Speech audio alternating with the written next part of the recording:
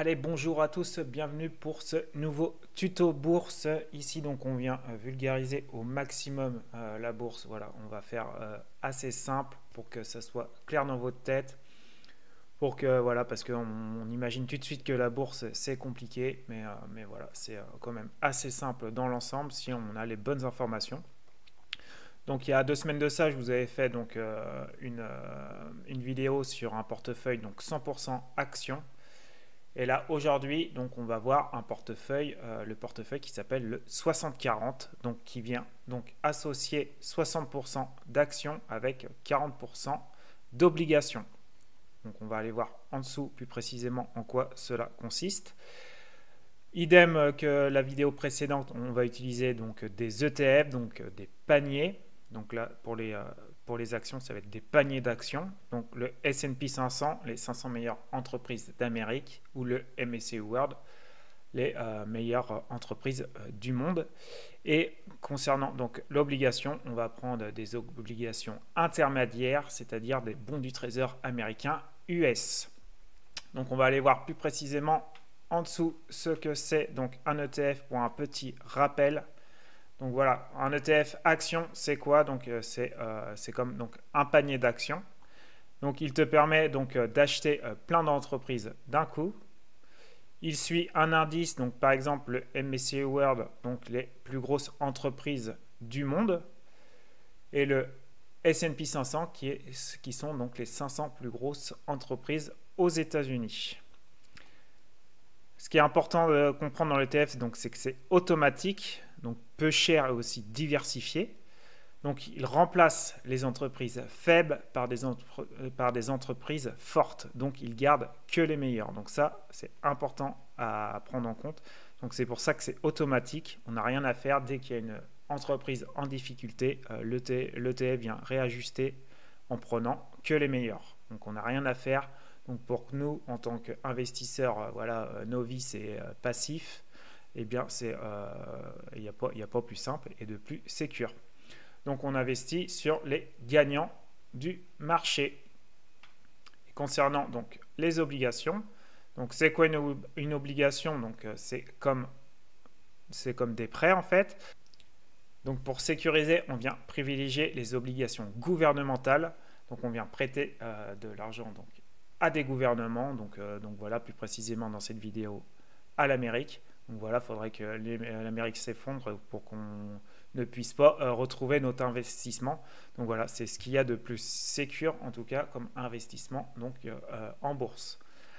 Donc, on va passer par un ETF obligataire. Un ETF obligataire, c'est un panier de prêts donc, à un gouvernement. Donc voilà, c'est vraiment plein de prêts différents à un gouvernement. Donc voilà, on vient se diversifier et en plus on vient sur un gouvernement entier. Donc c'est très sécure. Donc ce qu'on peut voir dans les avantages, donc c'est peu risqué car le gouvernement, c'est le gouvernement qui nous rembourse. Et donc voilà, c'est des revenus réguliers, les intérêts sont versés régulièrement. Donc ça c'est top. Et concernant donc les inconvénients, bien sûr, c'est moins rentable que les actions. Sinon, si c'est aussi sécure, tout le monde irait donc sur les obligations. Et donc, si les taux d'emprunt montent, la valeur de nos obligations peut baisser. Donc, en résumé, c'est un placement sûr, mais voilà, peu rentable, surtout comparé aux actions. Et les dividendes donc sont réinvestis et font boule de neige. Donc soit on passe par des ETF distribuants, donc c'est-à-dire qu'ils vont nous distribuer les dividendes régulièrement. Donc là après c'est à l'investisseur ou pas de réinvestir ces dividendes. Et sinon là dans cet exemple, dans cette vidéo, je vais vous proposer moi ce que j'utilise, donc des ETF capitalisants, c'est-à-dire que les dividendes sont automatiquement réinjectés donc, dans l'ETF. Ce qui fait donc un effet boule de neige sans rien faire et ce qu'on appelle donc les intérêts cumulés. Donc avec le temps, tu profites de la croissance du monde.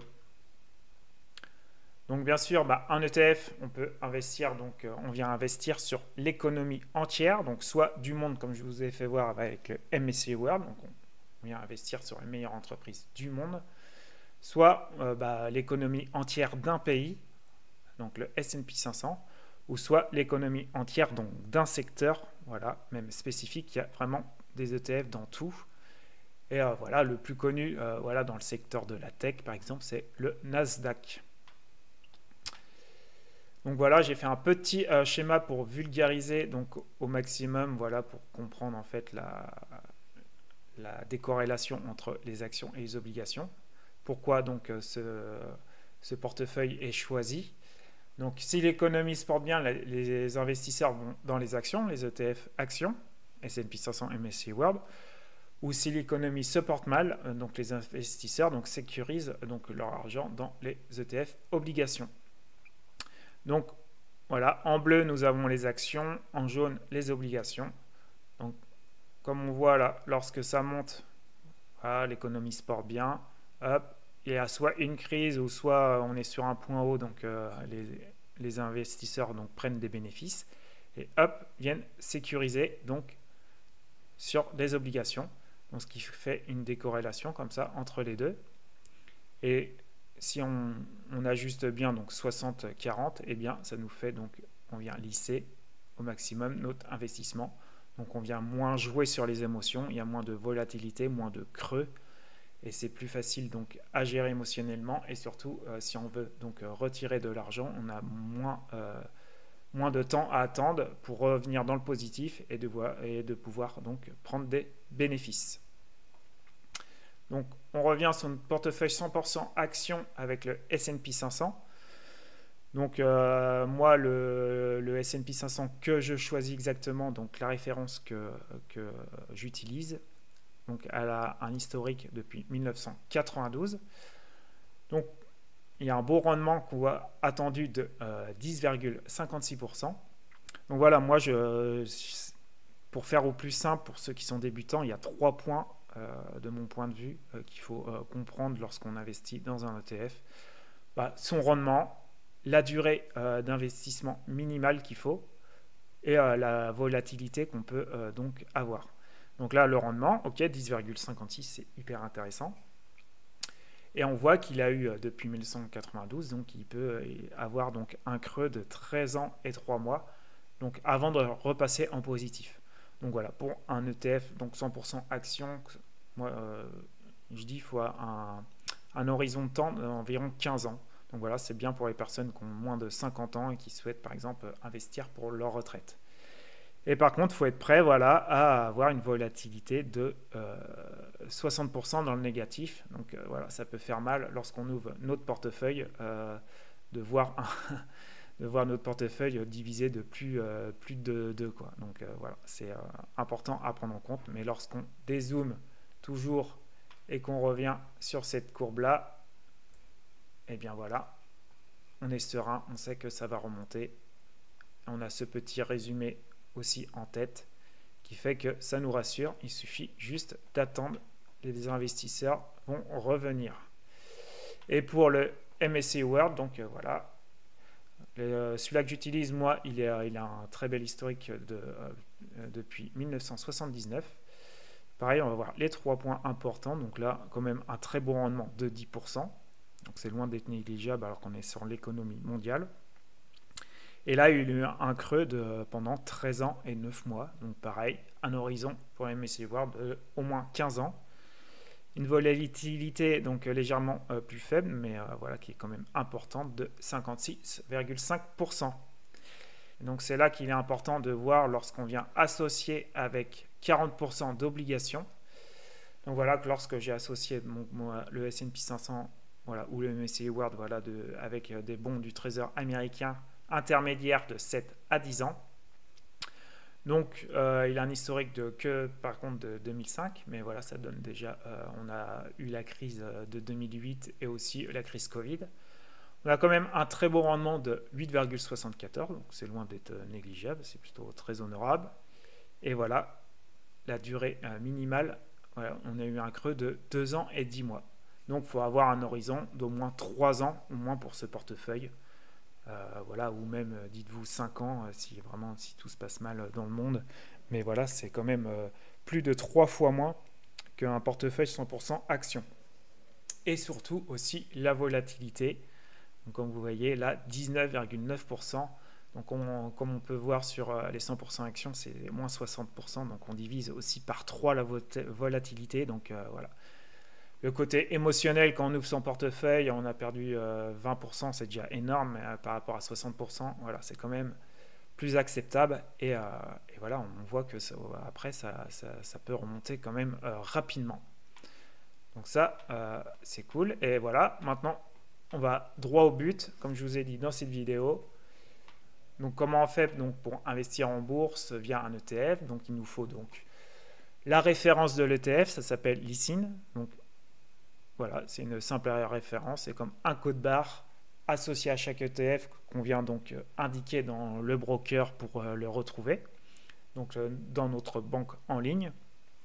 Donc pour S&P 500, bah, en fait là je vous propose que ceux que moi j'utilise, hein. Ils sont très bien, il y en a d'autres, voilà, c'est pas un conseil en investissement, mais je vous fais part de sur lesquels moi j'investis. Ils sont très corrects niveau frais, voilà, beaucoup de gens les utilisent. Donc pour S&P 500, j'utilise celui-ci. Pour les MSCI World, j'utilise celui-ci. Et pour les bons du Trésor américain intermédiaire, j'utilise celui-ci. Donc là, comme vous pouvez voir, ça commence par FR. Donc ça veut dire qu'on peut les acheter donc, en France donc, via un PEA. Donc un PEA, pour ceux qui ne connaissent pas, c'est un plan d'épargne en action. C'est-à-dire qu'à partir du moment où on vient ouvrir notre PEA, eh bien, on a donc lorsqu'on prend des bénéfices après 5 ans, au lieu de payer 30% de taxes habituellement, là, on va payer que 17,2%. Bah, que 17, c'est quand même important, 17,2, mais vous comprenez ce que je veux dire. C'est pas négligeable d'avoir quand même une réduction de 12,8% sur notre prise de bénéfices. Par contre, pour les bons du Trésor donc américains, il faut passer donc par un CTO, donc un compte titre ordinaire. Et là, par contre, à chaque fois qu'on prend des bénéfices, eh bien, c'est 30% de flat tax, donc d'imposition. Avant de continuer, je voulais vous faire voir donc 2 sites, voilà, pour créer votre portefeuille qui sont très intéressants. Donc nous avons ce site-là, donc Portfolio Chart. Vous allez dans l'onglet Portfolio. Là, vous descendez un peu et vous avez plein de constructions de portefeuilles différents. Donc, comme on peut voir ici, le portfolio donc 60-40. Celui-ci qui est très connu, donc le All Season, donc voilà, est très intéressant aussi. Moi, celui-là, j'aime beaucoup le Golden Butterfly. Il y a aussi le Permanent Folio qui est ici. Donc voilà, il y en a plein. En fait, voilà, c'est les investisseurs qui ont créé ces portefeuilles pour pouvoir survivre donc à toutes les crises, pouvoir lisser donc leur investissement au mieux et avoir le moins de volatilité possible. Donc par exemple, vous venez cliquer là-dessus, hop, vous descendez un peu et vous voyez donc comment il est composé. Donc ici par exemple, on a 30% de large cap, c'est-à-dire par exemple du S&P 500. Là, on a 40% donc d'obligations long terme, 15% d'obligations donc intermédiaires, 7,5% de commodités, donc de matières premières, et 7,5% d'or. Donc voilà, ça permet de voir comment il est composé. Et ensuite, donc, lorsque vous avez votre composition, vous allez sur ce site-là, backtesting, donc backtest.curvo, et vous pouvez donc créer vos portefeuilles donc avec les références, là, les ISIN que vous avez par ETF. Vous pouvez donc créer votre portefeuille, voir vraiment comment il s'est comporté, donc, avoir l'historique. Donc pour le 60-40, là, hop, moi je l'ai créé. Comme on peut voir, j'ai choisi donc le Vanguard, le S&P 500, et le iShare pour les bons du Trésor américain, c'est à 10 ans. Donc là, vous venez donc modifier la composition. Vous choisissez, il y a tout un listing d'ETF, vous venez choisir.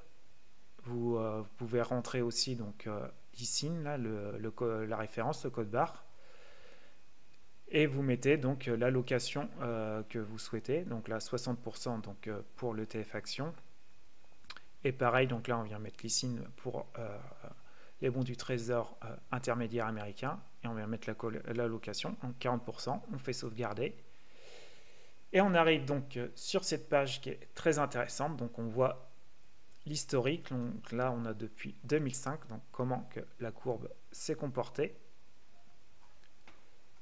Donc là, on va aller voir les valeurs que moi, je vous ai transmises tout à l'heure. Donc là, on voit le rendement attendu qu'il a eu pendant ces 20 dernières années, depuis 2005. Après, il y a plein d'autres informations, à vous d'aller creuser si vous le souhaitez, mais là, ici, on est pour vulgariser au maximum. Et ensuite, vous descendez en bas de cette page. Donc là, il y a plein d'informations, franchement, si vous voulez creuser un peu plus. Et sinon, on va là sur la page donc abaissement. Et c'est ce petit texte qui est intéressant, où on voit donc le creux qu'il a eu le plus long, donc qui est passé en négatif si vous investissez sur un point haut. Il a sa durée ici sur les 20 dernières années, simplement de 2 années et 10 mois. Ils nous disent que c'est entre 2007 et 2010, et donc là aussi, il a atteint un creux de 19,9%. Donc voilà, très intéressant. Vous venez construire votre portefeuille, je vous le conseille. Ça permet vraiment d'être plus serein sur la construction de notre portefeuille, hein, sur le pourcentage d'allocation qu'on met. Voilà, vous pouvez même faire du 70-30, du 80-20, du 50-50. Vous mettez, vous regardez, et au moins vous savez à quoi vous attendre à peu près pour les années futures. Donc retournons sur notre formation là, hop. Donc après, ensuite, donc vient un PEA sur quel broker il faut investir. Donc moi, je vous partage sur les 2 brokers sur lesquels moi j'investis. Donc pour le PEA, j'ai choisi Bourse Direct. Franchement, voilà, il y a beaucoup d'ancienneté. Le service client, j'en suis satisfait. Les frais sont plutôt corrects. Voilà. Il y a moyen de trouver mieux, peut-être, c'est sûr, mais moi, je suis sur cela et franchement, c'est très correct. Donc, Bourse Direct pour le PEA et pour le CTO, j'utilise DeGiro.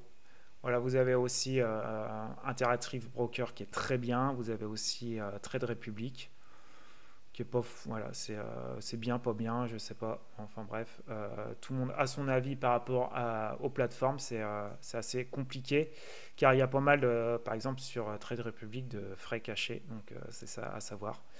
Mais bon, ça reste correct aussi. Donc voilà, moi je vous partage sur ceux sur lesquels j'investis. Bien sûr, vous trouverez donc mes liens en description ou en commentaire épinglé. Voilà, ça vous évite d'aller vous inscrire sur des sites fraudulés. Au moins, vous passez par des liens fiables. Et aussi, vous obtiendrez donc 100 € de frais offerts donc, sur vos transactions. Donc voilà, ça va vite. À chaque fois qu'on achète, qu'on vend, il y a toujours des petits frais cachés. Donc là, vous avez quand même 100 € de frais offerts, qui est loin d'être négligeable. Ensuite, on va aller voir comment on passe donc nos achats. Il suffit simplement de taper listing la référence. On vérifie bien qu'on a le S&P 500 qui s'affiche ou le bon intitulé par rapport donc, à la référence qu'on a mis. Donc on choisit donc notre compte, la PEA. Donc voilà, on peut ouvrir aussi un CTO sur Bourse Direct, mais je ne vous le conseille pas. Les frais sont vraiment énormes, mais pour le PEA, ça reste correct. On vient dans la zone achat, on met la quantité. Donc comme on voit, il y a 45 €. Donc si on achète 10, ça nous fera un achat à 450 €. On met au prix du marché et on fait valider mon ordre, là, le gros carré orange. Et voilà, vous avez fait votre premier achat sur Bourse Direct. Et ensuite, sur DeGiro, eh bien, pareil, on vient mettre la référence en haut, la listing. On vérifie bien qu'on a le bon intitulé, donc les bons du Trésor donc, américain 7 à 10 ans. Par contre, faites attention, ici, c'est en dollars.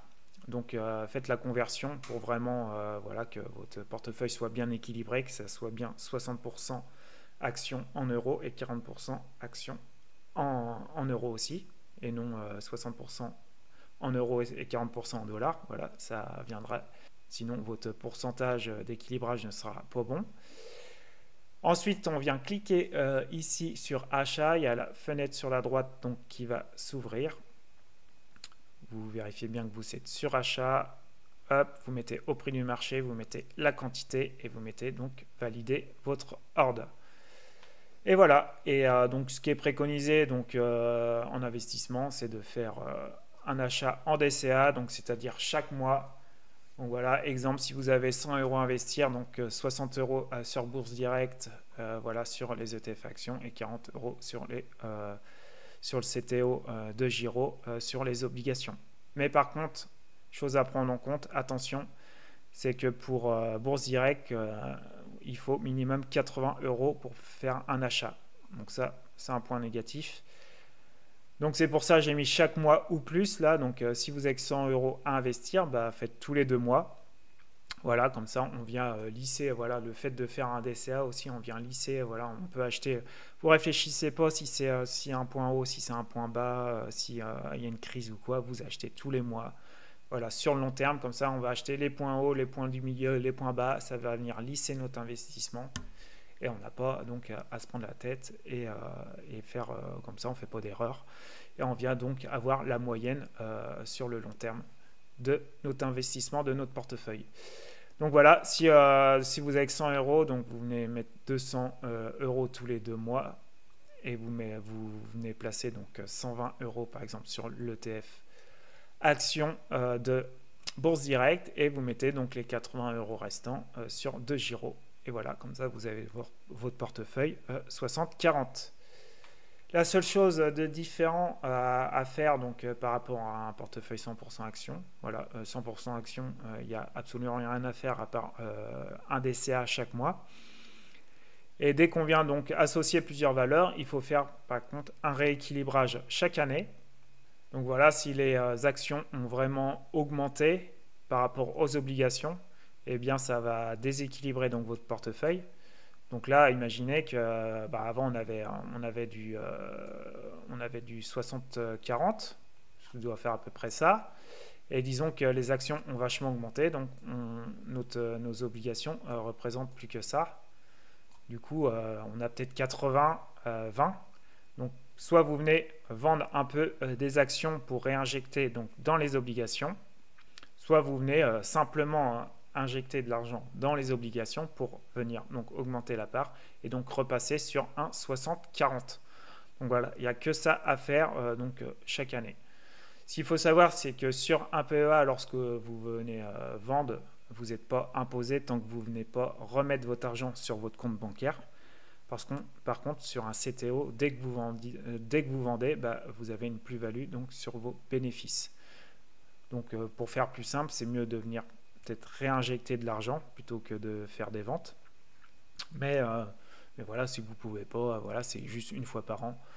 Donc ça va pas trop amputer votre rendement sur le long terme.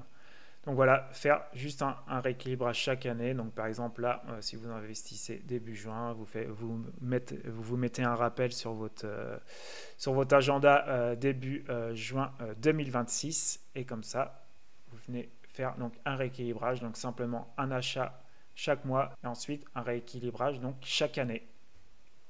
Donc voilà, dites-moi si cette vidéo vous a plu, si vous allez investir dans ce type de portefeuille.